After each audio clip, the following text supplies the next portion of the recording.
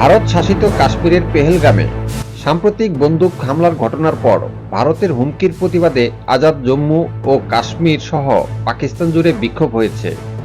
বৃহস্পতিবার 24শে এপ্রিল এ বিক্ষোভ হয়। মঙ্গলবার 22শে এপ্রিল ওই হামলার সঙ্গে জড়িতদের ছাড় না দেওয়ার হুঁশিয়ারি দিয়েছেন ভারতের প্রধানমন্ত্রী নরেন্দ্র মোদী। পাকিস্তানের বিরুদ্ধে সীমান্ত সন্ত্রাসবাদে মদদ দেওয়ার অভিযোগ এনেছেন তিনি। এছাড়া ইসলামাবাদের বিরুদ্ধে এরই মধ্যে বেশ কিছু পদক্ষেপ নিয়েছে নয়াদিল্লি। পাল্টা পদক্ষেপ নিয়েছে পাকিস্তানও। স্থানীয় একটি দলের ডাকা বিক্ষোভে অংশ নিয়ে আজমল বালুচ নামের এক ব্যবসায়ী সংবাদ সংস্থা এএফপিকে বলেন, ভারত যদি যুদ্ধে জড়াতে চায় তাহলে প্রকাশ্যে এগিয়ে আসুক। আজমল এবং অন্য বিক্ষোভকারীরা সিন্ধু পানি চুক্তি বাতিল সহ ভারতের অগ্রহণযোগ্য নানা হুমকির বিরুদ্ধেও ক্ষোভ প্রকাশ করেন।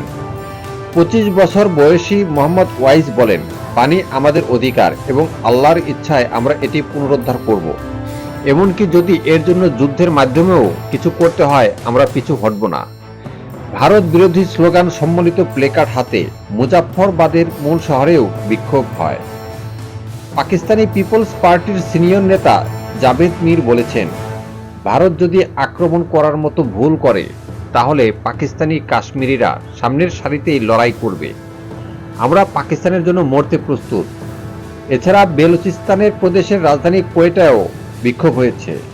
প্রসঙ্গত, মঙ্গলবার 22শে এপ্রিল ভারত শাসিত কাশ্মীরের একটি পর্যটন কেন্দ্র পেহেলগামে সশস্ত্র গোষ্ঠীর হামলায় এক নেপালি নাগরিক সহ 26 জন নিহত হন।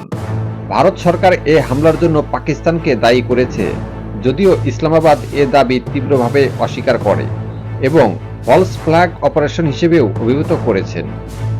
হামলার পরদিন বুধবার প্রতিবেশী দেশটির নাগরিকদের ভিসা বাতিল ও সিন্ধু পানি চুক্তি স্থগিত সহ বেশ কিছু পদক্ষেপ নেয় ভারত। ভারতের পদক্ষেপের জবাবে পাকিস্তানও কিছু কঠোর পদক্ষেপ নিয়েছে। ভারতীয়দের ভিসা বাতিল, দেশটির সঙ্গে বাণিজ্যিক স্থগিত, ভারতের বিমানের জন্য আকাশসীমা বন্ধ সহ বুধবার বেশ কয়েকটি পাল্টা পদক্ষেপের ঘোষণা দিয়েছে ইসলামাবাদ।